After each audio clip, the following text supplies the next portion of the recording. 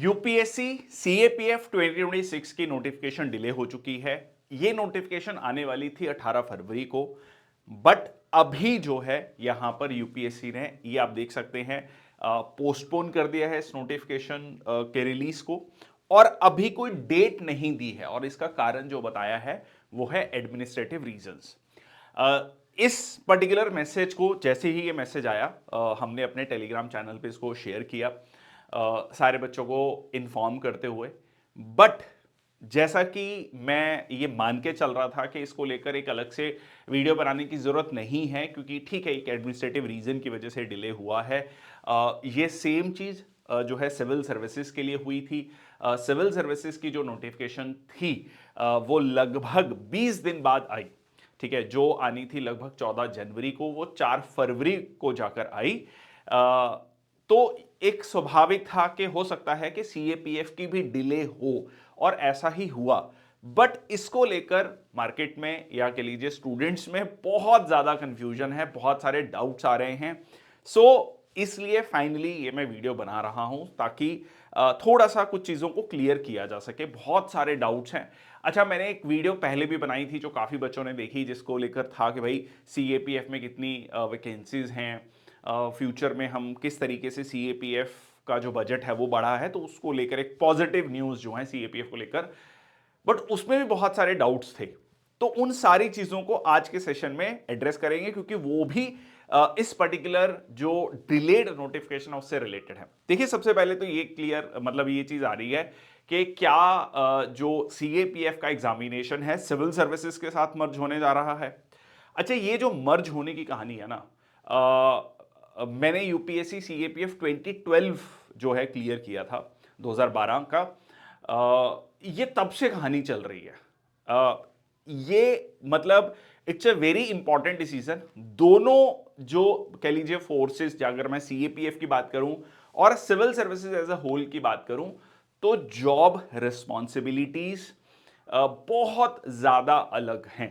ठीक है, इसी चीज को लेकर जो है सीएपीएफ ऑफिसर्स वर्सेस आईपीएस, ये भी आप कोर्ट में देख रहे हैं, जिसकी वजह से एनएफएफयू, अच्छा एनएफएफयू और ओ गैस को लेकर बहुत ज्यादा कंफ्यूजन है। नॉन फंक्शनल फाइनेंशियल अपग्रेडेशन और ऑर्गेनाइज्ड ग्रुप ए सर्विसेज। ठीक है, मैं बहुत ज्यादा टेक्निकल नहीं, मैं बहुत ही सिंप्लीफाइड भाषा में आपको ये बता दूं। नॉन फंक्शनल फाइनेंशियल अपग्रेडेशन का मतलब ये है कि एक सर्टन नंबर ऑफ ईयर्स जब आप सर्विस में पुट इन करते हैं, तो आपको अगले रैंक की जो है सैलरी बेनिफिट्स मिलने शुरू हो जाते हैं, इवन इफ जो है आपको वो रैंक नहीं मिला है। जैसे मैं अपनी एग्जांपल देता हूं, I have served in BSF for 6 years. 4 साल की सर्विस के बाद आप डिप्टी कमांडेंट की पे के लिए जो है एलिजिबल हो जाते हैं, और 4 साल बाद ऐसा हुआ भी। ठीक है, उस ऑब्वियसली उसको आने में थोड़ा समय लगा, बट वो 4 साल, एग्जैक्ट 4 साल के बाद आपकी जो पे कैलकुलेट हुई वो जैसे अभी जो चल रहा है आपका पे मैट्रिक्स 11, आप स्टार्ट करते हैं असिस्टेंट कमांडेंट पे मैट्रिक्स 10 में, और फिर नेक्स्ट लेवल जो है आपका लेवल 11 जो है, उसमें आपको पे मिलनी शुरू हो गई सही 4 साल बाद।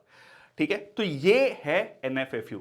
Similarly as a deputy commandant certain years of service जब आपकी हो जाएगी, तब आपको सेकंड इन कमांड की, फिर अगर सेकंड इन कमांड के बाद, इस तरीके से वो चलता है। और इसकी वजह से बहुत सारे ऑफिसर्स को बैक डेट में जाकर जो है बहुत सारे फाइनेंशियल बेनिफिट्स मिले। ठीक है जी, मतलब नेक्स्ट रैंक की पे मिली, रिवाइज पे हो के उनको काफ़ी जो है फाइनेंशियल बेनिफिट्स मिले। तो ये था कि भाई रैंक नहीं दे रहे, कम से कम आप नेक्स्ट रैंक की पे देना शुरू कर दो। ठीक है, क्योंकि उस ऑफिसर ने उतने ईयर्स जो है उस सर्विस में दिए हैं।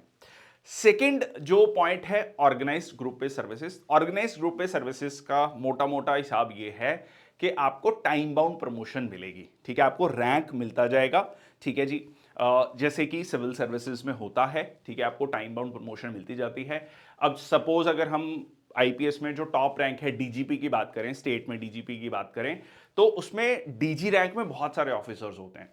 अब क्योंकि डीजीपी जो है, जो मेन कह लीजिए जो हैं, वो एक है, तो बाकी किसी को डीजीपी, आपको होमगार्ड्स बना दिया। तो इस तरीके से जो है अलग अलग विभाग, जो कह लीजिए विभाग हैं, डिपार्टमेंट्स हैं, वो दे दिए जाते हैं। बट एक बहुत इंपॉर्टेंट पॉइंट यहां पर यह है कि ऑर्गेनाइज्ड ग्रुप पे सर्विसेज जब मिला, सुप्रीम कोर्ट के द्वारा दिया गया, उसको लिमिटेड तरीके से जो है अप्लाई किया गया, या लिमिटेड तरीके से कुछ कुछ रूल्स को निकाल दिया गया और सिलेक्टिवली अप्लाई किया गया। उसी चीज को लेकर सीएपीएफ ऑफिसर्स सुप्रीम कोर्ट में जाते हैं, ठीक है जी, और दोबारा से सुप्रीम कोर्ट ये कहता है कि नहीं, एमएचए को कहता है कि कैडर रिव्यू करिए। और वही न्यूज मैंने जो एक 5 मिनट का वीडियो बनाया था जिसमें मैंने बताया था कि एमएचए ने सारे सीएपीएफ को ये डायरेक्शन दी है कि आप जो है जल्दी से जल्दी कैडर रिव्यू करके हमें भेजिए, ठीक है। तो वो जो है ऑर्गेनाइज ग्रुप पे सर्विसेज में ये नहीं होगा, मतलब सुप्रीम कोर्ट का ये कहना था कि सिलेक्टिवली जो है आप जो ऑर्गेनाइज्ड ग्रुप पे सर्विसेज होती हैं उनके जो बेनिफिट्स हैं सिलेक्टिवली नहीं दे सकते सीएपीएफ ऑफिसर्स को, आपको कॉम्प्रिहेंसिवली ऑर्गेनाइज्ड ग्रुप पे सर्विसेज में जो है उसको रखना पड़ेगा। अच्छा, अब कुछ लोगों का ये कहना है कि क्योंकि ऑर्गेनाइज्ड ग्रुप पे सर्विसेज दे दिया गया है तो अलग से ही एग्जाम कंडक्ट कराने की जरूरत है, उसको सिविल सर्विसेज के साथ मर्ज कर देते हैं। तो यहां पर आपको ये समझने की जरूरत है कि ये सेम कहानी अगर हम ऑर्गेनाइज्ड ग्रुप पे या कह लीजिए टाइमली प्रमोशंस की बात करें तो फिर वो डिफेंस फोर्सेस में भी है, ठीक है, और भी सर्विसेज में है। तो इसका मतलब ये नहीं है कि आप वो एग्जाम को जो है सिविल सर्विसेज के साथ मर्ज करते हैं। अच्छा, इन केस अगर हम सिविल सर्विसेज के रिफॉर्म्स की भी बात कर लें कि सिविल सर्विसेज में बहुत सारे रिफॉर्म्स हैं, जैसे अगर सेकेंड एडमिनिस्ट्रेटिव रिफॉर्म्स कमीशन की बात करें, उसमें यह था कि जो सिविल सर्विसेज का जो टेन्योर है वो 20 साल का होना चाहिए। 20 साल के बाद गवर्नमेंट या कह लीजिए डिसाइड किया जाएगा कि क्या उस सिविल सर्वेंट को आगे कंटिन्यू करना है। उनकी फंक्शनल स्पेशलाइजेशन होनी चाहिए, जैसे एजुकेशन सेक्टर में, फाइनेंस में। ऐसा कुछ भी नहीं हुआ, 20 साल हो चुके हैं उस रिकमेंडेशंस को आए हुए, ठीक है जी। इसके अलावा 2014 में सिविल सर्विसेज एग्जामिनेशन में 2013 तक जनरल कैटेगरी में 4 अटेम्प्ट्स होती थी, ठीक है, और बाकी कैटेगरीज में रिस्पेक्टिवली जो है जो एज रिलैक्सेशन है, नंबर ऑफ अटेम्प्ट्स का रिलैक्सेशन है, अब ये 4 अटेम्प्ट से बढ़ाकर 6 की गई थी। और जो मैक्सिमम एज है वो 30 से बढ़ाकर 32 की गई थी। क्यों की गई थी? क्योंकि सीसेट आया था। अब सीसेट के पहले मार्क्स लगाए गए, फिर बाद में कहा गया कि नहीं, ये सिर्फ क्वालिफाइंग होगा, तो इसकी वजह से जो है स्टूडेंट्स को 2 अटेम्प्ट्स एक्स्ट्रा दी गई थी। पर वो तो बहुत साल हो चुके हैं, अब तो पैटर्न में कोई चेंज नहीं है, तो दोबारा से 32 से 30 हो जाना चाहिए। कुछ रिकमेंडेशंस तो यहां तक कहती हैं कि ये जो एज है डिक्रीज होकर 26 हो जानी चाहिए, पर अभी तक अप्लाई नहीं हुआ। तो मेरा यहां पर आपको कहने का मतलब ये है कि जो भी ये रिफॉर्म्स हैं ये इतने आसान नहीं हैं लाने, ठीक है। इसके लिए बहुत बड़ा एक एडमिनिस्ट्रेटिव प्रोसीजर होता है जो फॉलो करना रहता है। गवर्नमेंट का बहुत क्लियर सोचना है कि स्टूडेंट्स का एक बहुत बड़ा तबका है जो लगातार सिविल सर्विसेज की प्रिपरेशन कर रहा है और सिलेक्शन के बाद भी कई साल लगातार वो जो है एग्जाम देता रहता है।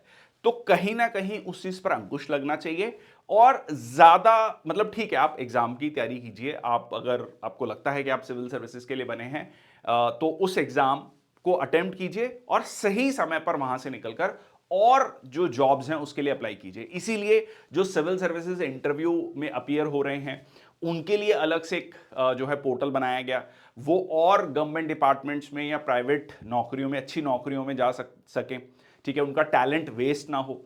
तो ये सारी की सारी चीजें जो हैं एक पर्टिकुलर चीज की तरफ इशारा कर रही हैं। सिविल सर्विसेज की नोटिफिकेशन डिले हुई बट उसका एग्जाम की डेट डिले नहीं हुई है, ठीक है जी। वो एग्जाम आज भी जो है उसी डेट पर होगा, 24 मई, अभी तक यही खबर है। और कोई इस तरीके की नोटिफिकेशन नहीं आई है कि भाई नोटिफिकेशन उन्होंने 20 दिन डिले किया तो एग्जाम को भी पोस्टपोन कर देंगे।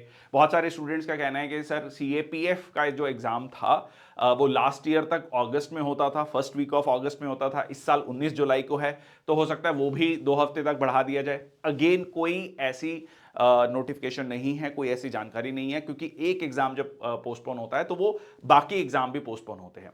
यहां पर मैं कुछ थोड़ा और भी चीजें लेकर आया हूं आपके लिए। ये मैं इसलिए इतना डिटेल में जा रहा हूं क्योंकि बहुत सारे डाउट्स आ रहे हैं, ठीक है। सो यहां पर आप देख लीजिए, ये आपका एक एग्जाम था, ये यूपीएससी का जो कैलेंडर आप देखेंगे तो यूपीएससी कैलेंडर में CISF assistant commandant executive limited departmental competitive examination 2026 3 दिसंबर 2025 को इसकी नोटिफिकेशन आई थी और 8 मार्च को ये एग्जाम होना था। ठीक है जी, 8 मार्च को एग्जाम होना था। तो इसकी भी आप देखिए टाइम टेबल, सीआईएसएफ का असिस्टेंट कमांडेंट एलडीसी एग्जाम जो है वो आपका 8 मार्च को ही हो रहा है, संडे को, और ये जो आपके 2 पेपर्स हो रहे हैं। ठीक है, तो प्लीज आप इस तरीके से मत सोचें कि ये एग्जाम की डेट पोस्टपोन होने वाली है या ये एग्जाम मर्ज होने वाला है। और अगर आप सिविल सर्विसेज के साथ कंपेयर कर भी रहे हैं तो वैसे देखो, अगर ऐसा मर्ज होना होता तो ये कम से कम पहले से बताया जाता है कि भाई नेक्स्ट ईयर से हम ऐसा करने जा रहे हैं, उससे नेक्स्ट ईयर से। और सीएसएफ जो सीएपीएफ में सीएसएफ है 2003 तक, तो ये ऑलरेडी सिविल सर्विसेज के थ्रू इसका जो है एंट्रेंस मतलब सिलेक्शन होता था। और तब जो सीएसएफ में असिस्टेंट कमांडेंट है वो ग्रुप बी सर्विसेज में काउंट होता था। ठीक है, बाद में जो है जितनी सेंट्रल आर्म पुलिस फोर्सेज हैं, जो 5 फोर्सेज हैं, उनका जो असिस्टेंट कमांडेंट का एग्जामिनेशन है उसको क्लब किया गया और एक अलग डेडिकेटेड एग्जाम बनाया गया और उसके बाद जो है इसको ग्रुप ए सर्विसेज कहा गया।